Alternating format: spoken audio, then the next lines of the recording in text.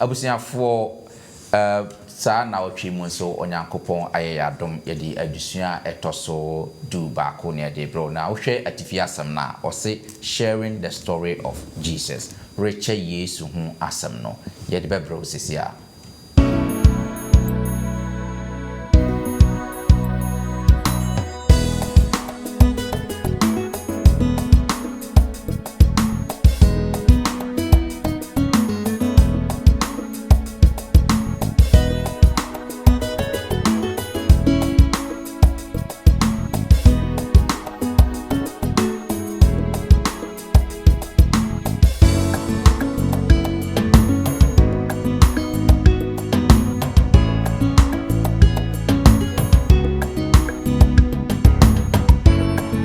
Adintina officer Christopher say certain say what you be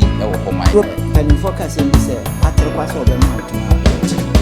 a dress bisa say who oba no yes me wo oba no uji Yesu di mantemu a wotie yes Christopher Bible no die beso bamba na ne mantemu moma yemfa asida emu odin fama Yesu Kristo ene twedi ampon Nyankopon wo hweso pa ene bambo a omode aboye na otwi miramu eye omadom ene ommobro ena ama yeda so eti enkwamu se nyomo a ankasa mre me ne oye nimba bi ene nam se yeda so tinkwamu ne enya akwanya se ya na wo se eyi omo aye yede nkamfo edema omo sanse eye omadom ena de yeko ena ede yemba se ne waboye ho ba no sara na minim se na dom no nso aso mu nyina aso na nenso twedi ampon waye adom yeba na ye wa ba beche chose mu pensem be ne obe chose mu pensem mu na fe yetimi asua ade de yembekọ enkwagye mu mo abegwafo wa hase omu ba beboa na fe ye de sa adwumadi ede abrabo na ansa na no ma yenkutie enwommmra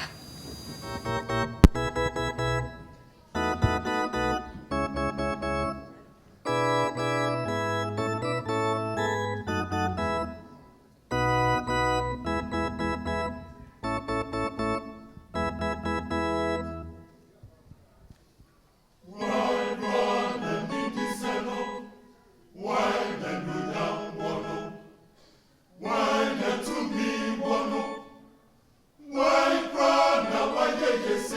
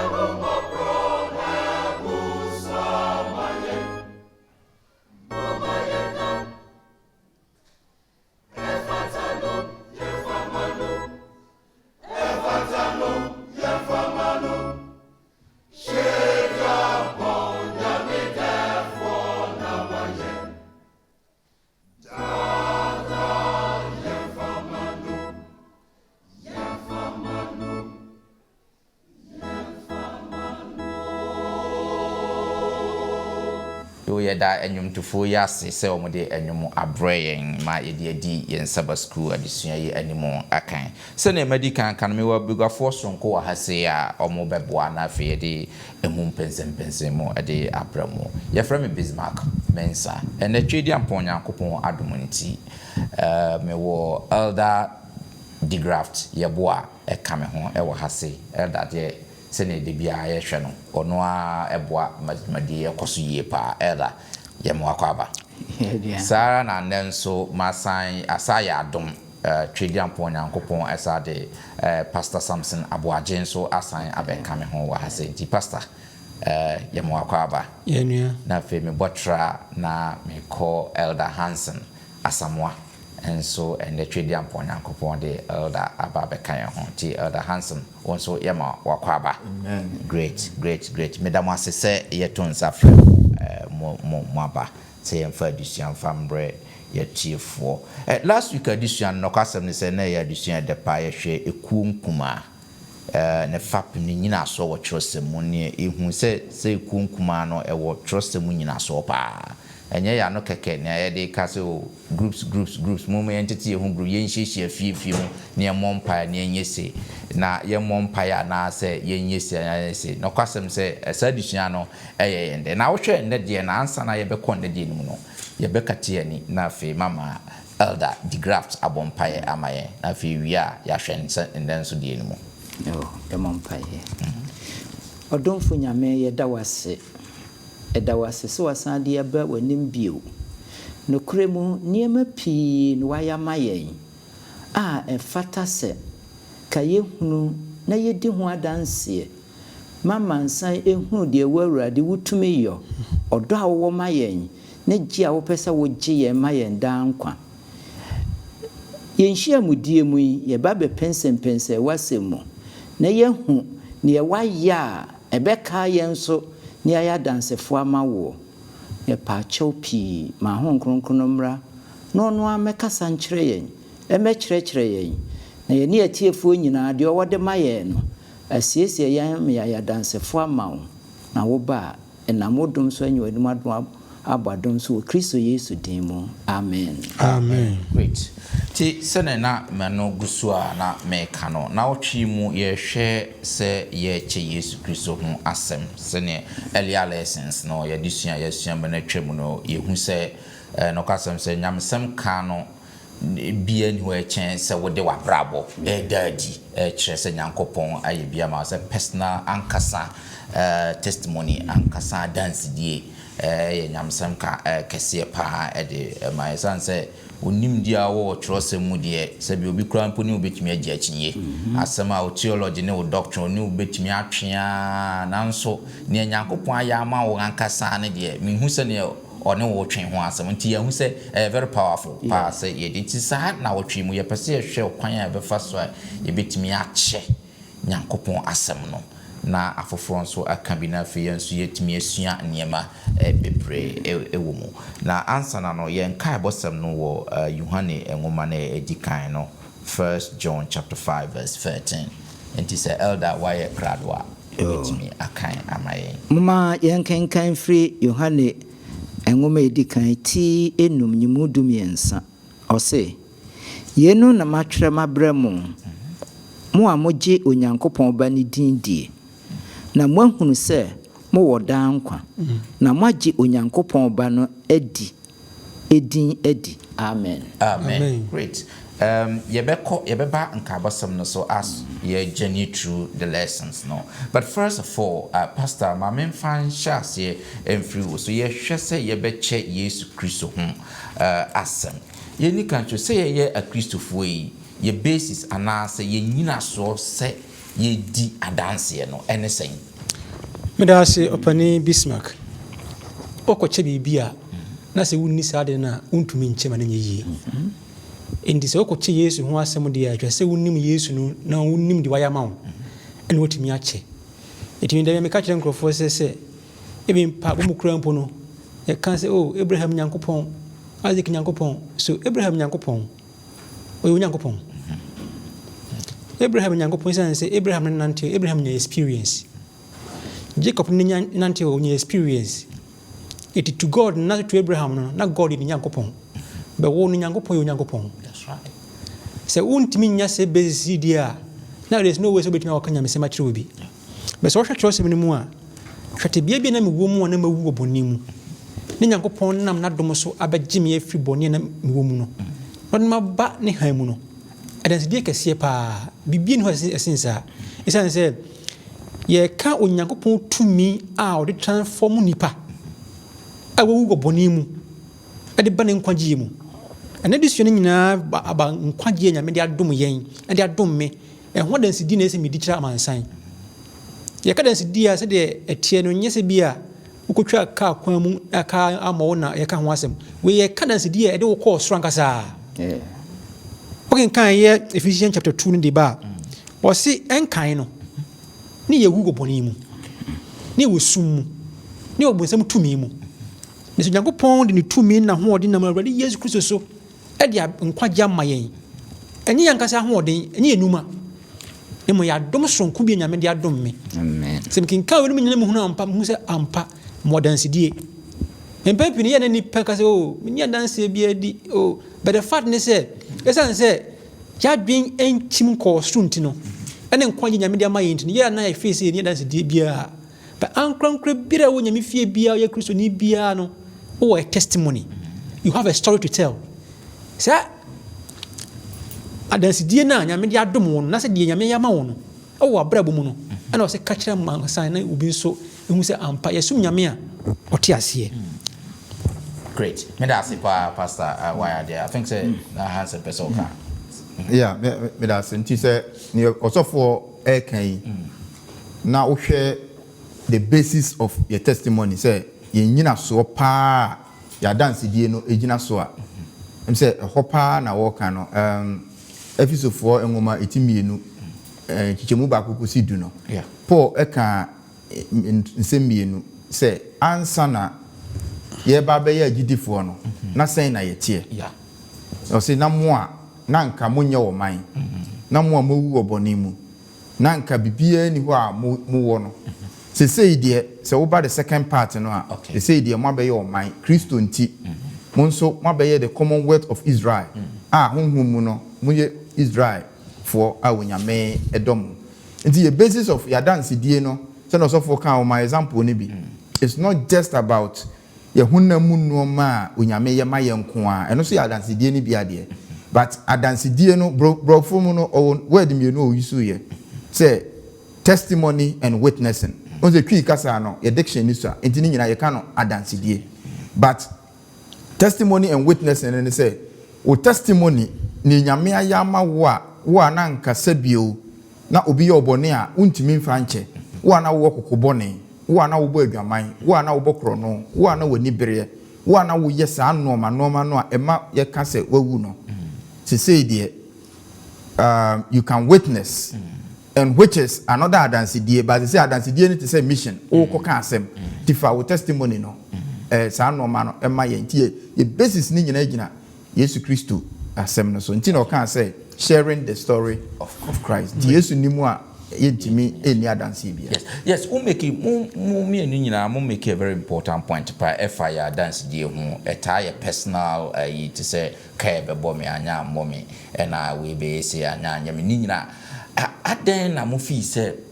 ya dance die no ejina no so pa because you see e bindi ya dance a de bia no your personal osoro die we na Hansen e ka no yentanka aden tina yesa elder baba okay ahu say baby a wonnim na woka enti wonnim a untumi nka okay enti se ye tenase na yasese baby a yefiri ni baby a Awurade adomode abeduru ye hwem penten kwa hodo no hawa hodo ni baby odi abedura eno na be ye hunu se we ni na Awurade ayama me enti no anya sorry a wo betime enso ahye ama foforo enti se won hwesen ya na won hunu ya wo beka se woni adansedie na enso wo enti nim a yennim ninti na yen hwehwe hunu ye ninti no ena ma ye ka se ye ni adanse nanso yɛ Mego mame nyɛ na ɔsɔfo mmerɛm. Okay. And your opinion is number one, that's right. Ignorance. Number two, so the way we think. Yadwen no, baby, yadwen, you tune in ato. Any understanding. On the last quarter is understanding the scriptures. That's when you first what teach trust and once. And as I see, you see words me univi. Think I come witnessing and testimony. Say your cousin could be met the word over can dance the one. But was all come from who difference, you know. Testimony, no, any witnessing. I dear ma one and our day could dear dance and now what church I want for. Ya dream, no. Bribia, no, your cousin word, your boat word be to her.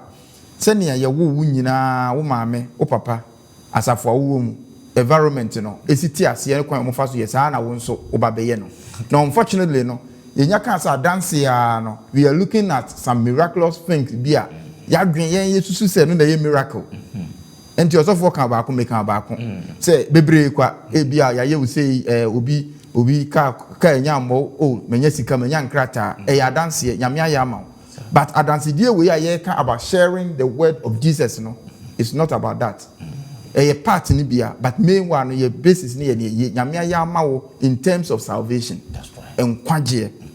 no senka ye nyina you was thinking no say you kasa dance die and anka ho na ya dwen wa ke wa dance die pa but se meti wona nyame menhu say nkrata na ba na bia me bon owu ho mpa ye but nipa na wu me bo ayaresa ho mpa ye me da so yare a se me kasa me ni dance die because nyame nye but your basis no eye nkwaje ho adance die ene abrabo mu nsesaye ho dance die ne ye ka ho asem great me that's it because ebe mo say unse sometimes say ka say free dance die say obi me dia dance obigina puppet no so no ka say me nsuma dance die ni say enra me da no nyankopon adom ntima ade acheme a na ye besre no obo sa so ni obi abekata na nu ani because yes and the question is say I didn't never say ya dwen nyina wasase yi so that's right ya dwen we are every bound think ya dwen the be of course heaven say oh be kwa heaven there and now da nyame awadom asore there be say eh nyame amadom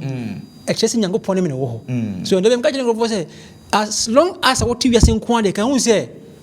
there's a purpose in tewo we are seeing this one purpose ne dia wa yira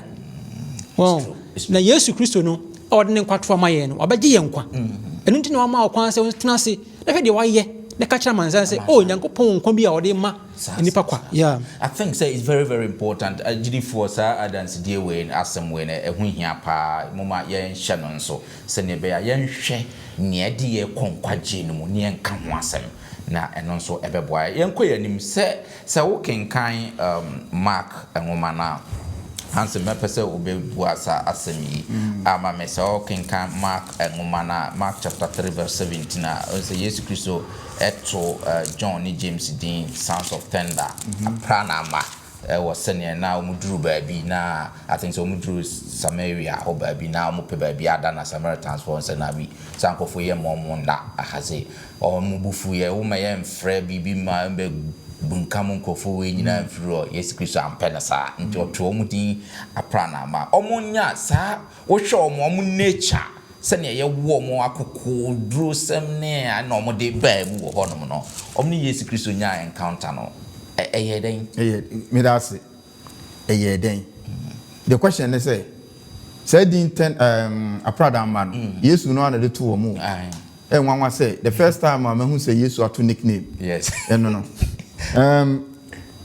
enye one event na ma Yesu to sa ankrofo ni din sa tenanka Samaria ade no tenanka omo ye very good omo wo hombra ojo ene abodwekire na nkada no nko a BBC ya nka Yesu on to omo apra na amba nka obeka se free me so Satan that's right because one of tisani nka ka kire Peter no yeah but we no na Yesu observe omo ahu se omo kokohie bi wo ho a omo mfa bone nche number 1 sankrofo ya na omo maame eko Yesu nchen se uko wahenie no mu a mabako ntena nifa na ba ntena benkum enti Yesu hu se omo adwen no is always on se ne ye kana sa ahenie na akesesem ti se ankwa no we dey a onte ase but na omo so Yesu yafo enti wohwe a omo behu Yesu no bisa se eye den something happened that's right something happened okrofo bi onimdifo bi aka se John Yohane memfa brofo no na yentiase o say John's ink was dipped in love. Nti ink ya John odi twiro ne nwoma no. Osi na ink no ono jusu se na eye dipped in love. Adentia. So we hear Yohane asempa ni nyina. It was only John in the asempa ni nyina who tried to prove the divinity of Christ. Nyankopon ti o sha ase akura no se fiti ase no na osem no Nyankopon. Na eho na yeti odo. First, second, third John. What kind the essence of first, second, third John ni nyina is about love. O se mankuma me kire oyama mo. Na mo hu se ne ondo no onfiri nyame onyame ye odo bibia oyi bia ne firi odo. Every time you hear the word bibia firi John ho bia no eye den odo. In fact, when James was writing again, James so we don't know say quite sure say Zebedee but James we na kire Yakubu ngoma no there. But even if you go to the book of James so and a friend the practical Christianity, and when they say nyame somo a ahofama ne den odo wom. It eyeden nkrofo anya Yesu Kristo no afre wo mo akra na ama no. Akire na John ngoma ni nyina is about do. What I say John 3:16 say ni onyame do wiase nie. So within the bar wo ne krono ko first second third John ni nyina is about love. Ne won no mfiri nyame. Then the question is eyeden because Yesu hu asem no ebe ye the transformative power and the best san wo mo ema apran na ama akoma no wo mo no ebe dane be ye odo akoma. It is the same John no, on Patmos okotena Patmos na also actually the book of Revelation no. You can still see the love word no throughout. Actually say na Yohane asesa if we say oni Yesu nya a good encounter eti ne ode kire yin wa ha nyina ne say me ko ni animu no asem bi a okirefo no kire say people may argue with your theology. They may debate about doctrines. They may call into question your understanding of the scriptures, but they will rarely question your personal testimony of what Jesus means to you and has done in your life. Yes. Nipa no obekon opa 28 fundamental beliefs of Seventh-day Adventists faculty was say wo ko chire. The year can also sharing the story of Jesus. Yeah. You can use the story, but this time no, we are not talking about the story of Jesus as found in the Gospels. Say bia ye wo Yesu obenante ye okasa ye obube parables. Nyene na ye kan. Sharing the story of Jesus no, next one no ye behu what it tells. It is about a personal testimony. Say many Yesu nya encounter no. Edie be na nti say woni Yesu nya encounter as okwanhweni as a Christoni. Na up till now wabrabo no ntimi nka asem no emanipa enti Yesu ase a, then it means you are not getting it there. In conclusion, no, and they say, Yohane Yakubu, Omumienu no, near Omo Eye Yina, and say, Omoma Yesua, Omolina Saquano, Ebema, a prana, Emma, I do Musono, Ebedane or do. Everywhere you see in the Gospels about John, about James, about them, no, I feel be or do, and then I nipa here so a tea, Medase. Yeah, Mamma Fakakran Candy, the Hansen, DSC. What you used to from my Bible said, not John, on now you get for crown. But now or being used to pa. But yes, your friend said, what your plan number. A patch I said, Omo buy yes in channel, no to Subambi. You must pay a bang yesu. Any yes or nanti, Sesuban and Koye. And Mabamu. So, Penon Quadia, I can tell you, say, oh, yes, what Chakona who ye power basin. It's say, oh, being who yes, why the same. Said, oh, by Biano, you can change. That's right. These two brothers in the way are pranama, and you play the flow, you play the flow. But yes, you can say, we need Pacumo or the flow, sir. But at the end of the day, no, yes, no, Bible is almost a sign. Yes. And it's a beer wood here. Now, Bob, yes, ye no be a Christian for 20 years, but Suban the buy no Nagatamua. Because you can say, to a boss, and this thing, yes, what you're going to or better sound. National Media, or yes, to him. Amen. Amen. Great. And to share John, we send a prana, may almost testimony, no, yet to buy a no womb, and Omubu, yes, near home, and only testimony, no, and said that yes, if you are not a pubi before, I am form, and I said, but no ne say no mo suban bi mu and the plan na ma na ba be ma ne nsem o tro nyina ya odon sem bro o chia Jesus Christo great elder me ba wa wo so e wo me pese wo kan bibi e wo hasenti se wo bibi ana eno so de aka ho se wo bibi ka fa we no ho na de aka ho me pese wo kan Matthew chapter 8 verse 28 to 34 here shall ye see wo hon mo Matthew chapter 8 28 to 34 okay o say ena oduru asuoja no ho a Gadarefo asase so no nipa baanu bi a honhomone ewo wonso efri oboda mu bihia no woye weremfo se enti obiara ntumi entwam okwan eno so na hwe woteetea mu se edie na ye ne wo ewoyo onyankopon ba oba se obe tete yen ansana ebre no aduru ana nanso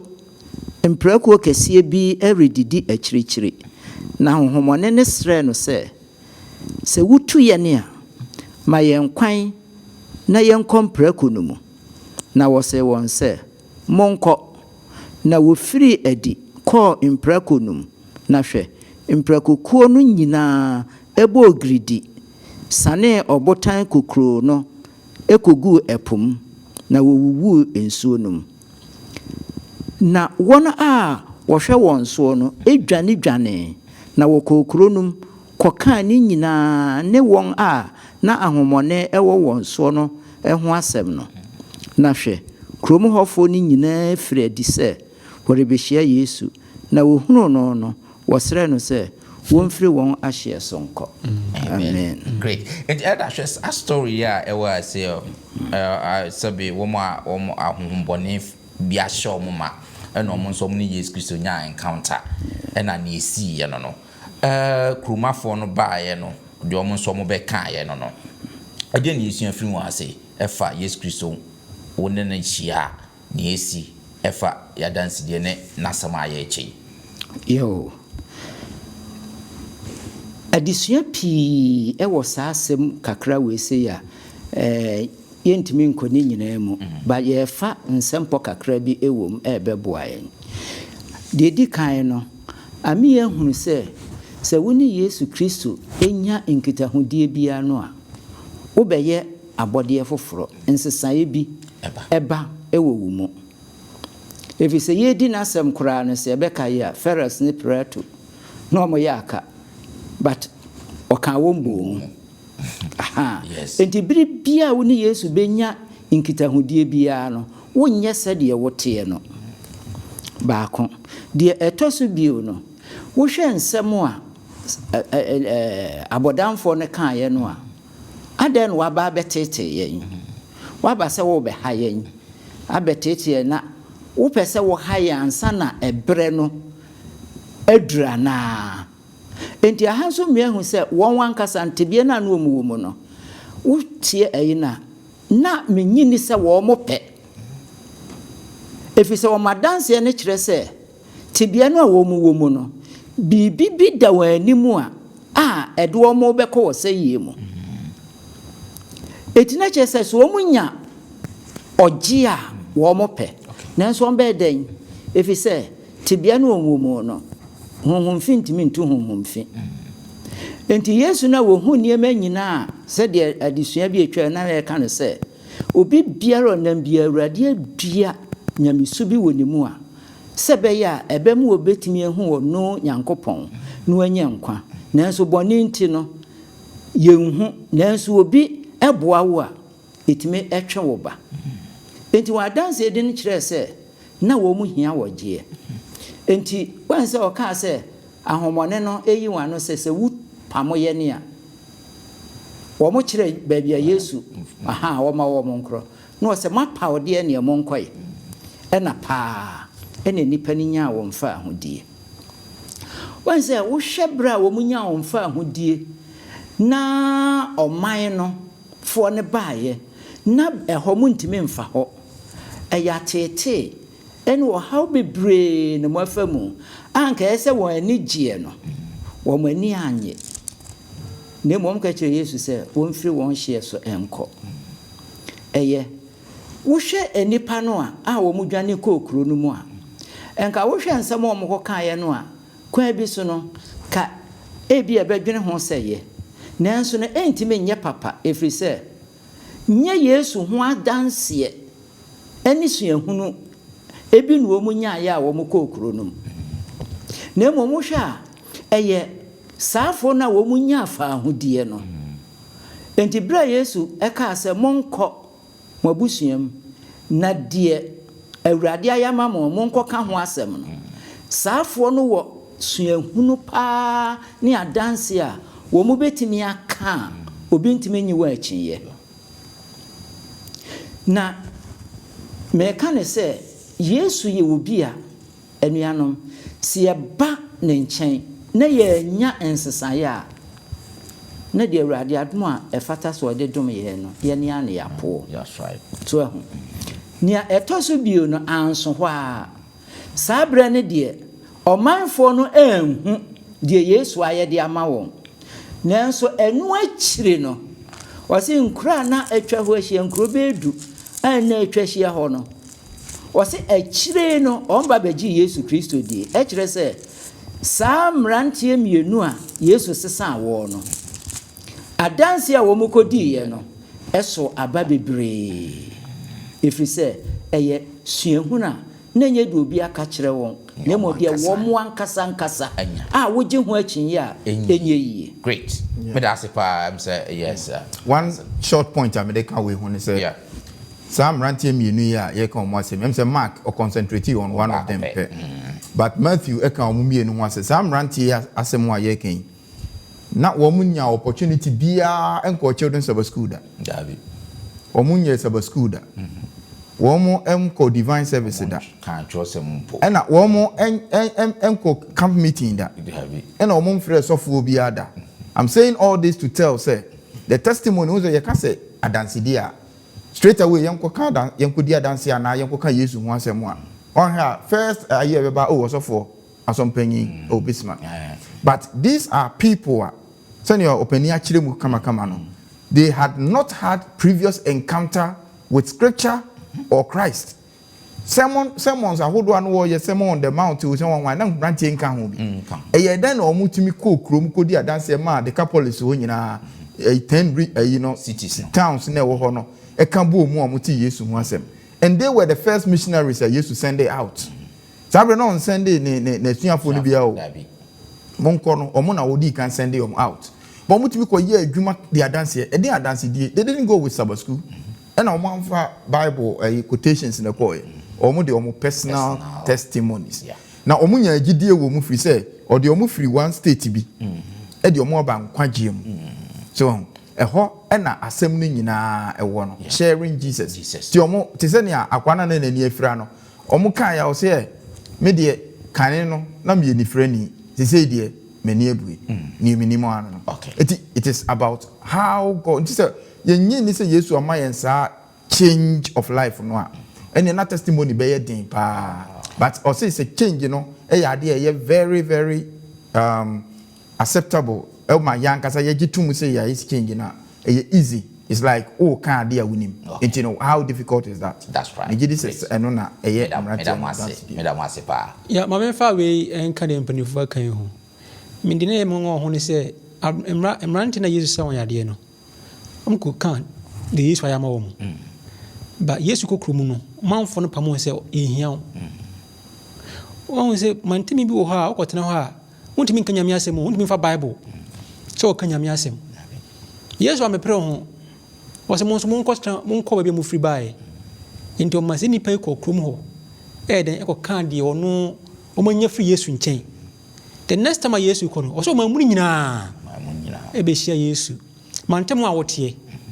ɛsiku sɛ bɛfa Bible no deɛ bɛsuban bɛ na de te mantam hɔ ɛmmerante no kɔɛ no nnipa no hu difference sɛ nnipa no sɛ no wɔteɛ bɛ wɔsesa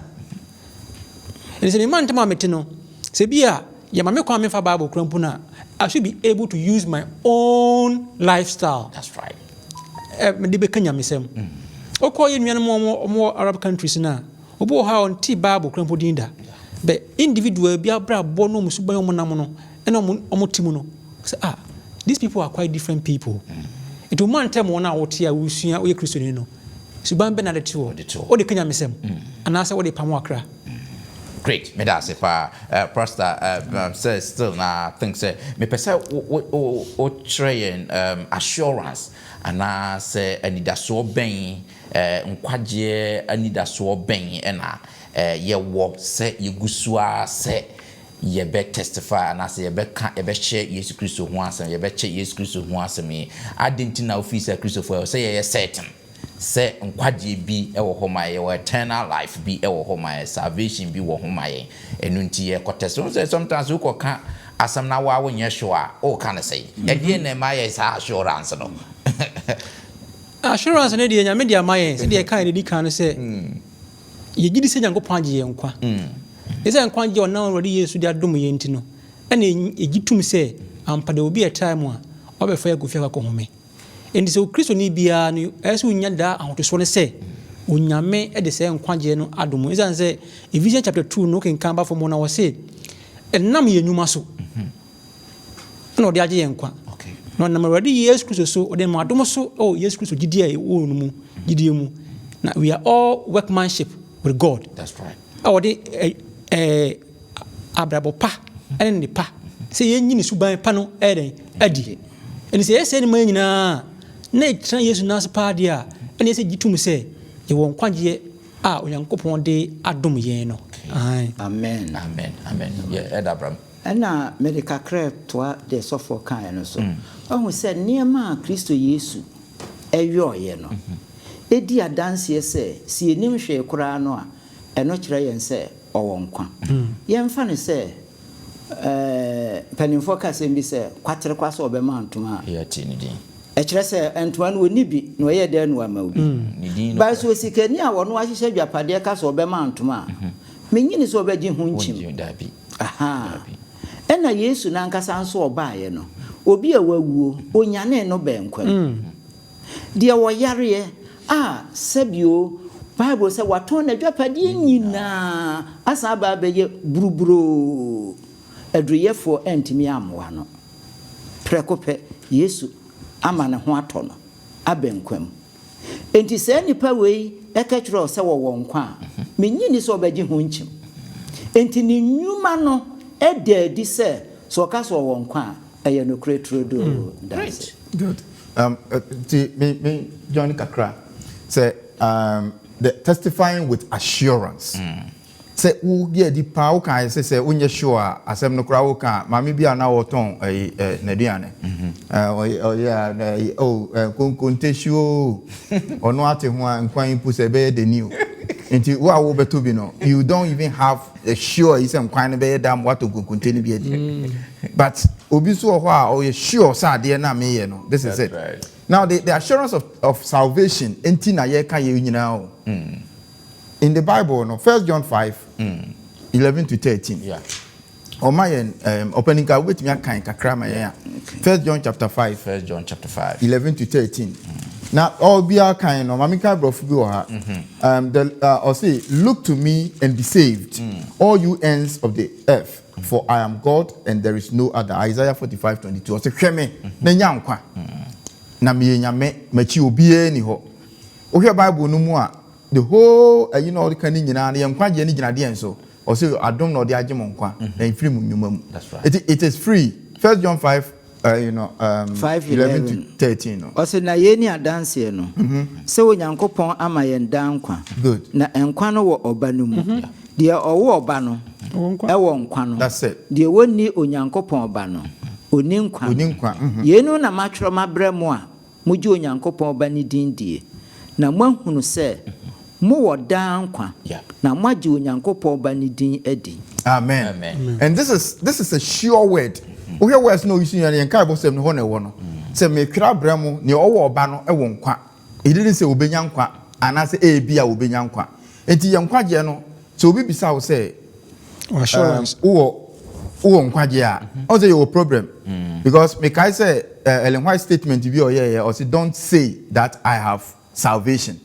And people have misquoted it. Among for the two, he says, but actually, no, and they say there is no sure word than to say I have salvation in the Son of God. That's right. The person no don't say that I have salvation is once saved, forever saved. Yeah. So I say now we can say, oh, me complacency, but or say you can't say nkwaje pa. If you say Peter say yenye den yenye dankwa, or say je Awurade Yesu Kristo di. Now no fear nyina benya dankwa. Ne o ba no. Tibisa won say wo oba no. Yes me wo oba no. Uji Yesu di. Yes me gini di. And wo nkwa. So I can put my hand on my chest. Ewo abukodro mu ka say no kwasem say me gi Yesu di nti no me wo nkwa. And so was assured word no a utimi call obi nchen so ene ni nya abukodro e ka kire ne say me nua ne me wonie. So uji oba no di a wonso wo nkwa. This is the basis of our testimony. Okay, great. And say oba ubi say obi a ye Kristo ni say and Yesu ba obenya nkwa. Na say owu a na Yesu ba obenya nkwa na. When say people no bia kitwa ni betumi aka say am betumi nya nkwa. Is say omunye sure. But the same yet say so wo Yesu nkwa de a you should be sure say wo nkwa. Doesn't matter who be our free ba. As long as we Yesu mugidi na we say Yesu your dear party. One nkwa wonu to one dia wo nkwa. The answer is so anti one can say what we are celebrating. Be sure of yourself say you have Yesu. And if that's the case there, then you have salvation. And by extension on say so who Yesu no na say wo sa nkwa no there and a reflective wo suban and no be ye adanse no. Enti ye ntumi nka say ye wo nkwa no kire say first of all, you need Yesu no. We claim to know Yesu, but you name no in person. See, you name in person there, and can you can once more obodam for no any John no more the NSSI no. Can you Yesu ban sesa sebia? And Yesu ban sesa no na ma yenkwa no. Yesu no na ma yenkwa. They say so ma yesa ankwa nti no. Yesu ban na sesa be se ne de no. Nti ya bra bo nyina ya dance die e ma foforo. That is all. Great. Madam Asem say yemre no ayebe enti yedi hebe sorry yedi siana say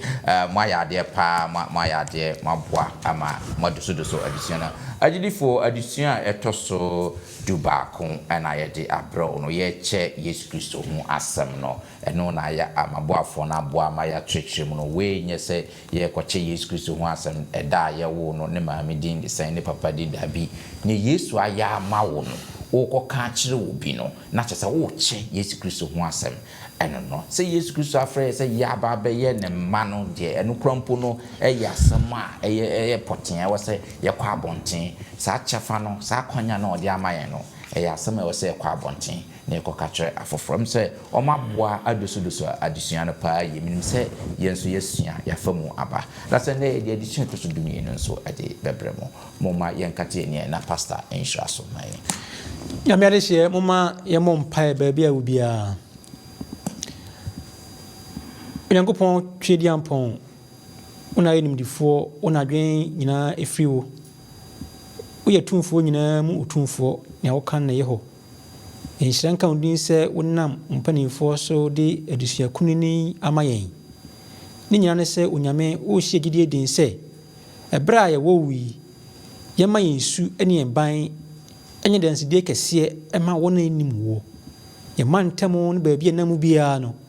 me na usuban adi isan se senya wo a ka baabi e wo na nkenye o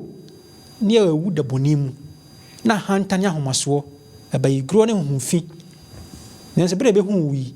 wasesan ye nyina ne senti esro ho ye hu no mentimi kancha foforo na eforo nso hu ye suban mu se ampa asesa na boa mo nso be hu twedi ampon na ma won kwagye asedan ka udin ni assurance adama yen se ebre wo wudie na won so wo yen die ye won kwagye man kwagye na reflect o ya brabo mu anopa awia ni enumre mama nsan wu se ampa ye sum nyame o tiase na wo won kwa asedan ka udin twedi ampon kwa me so atie mpa ebo ene e wo Yesu din mu nti amen amen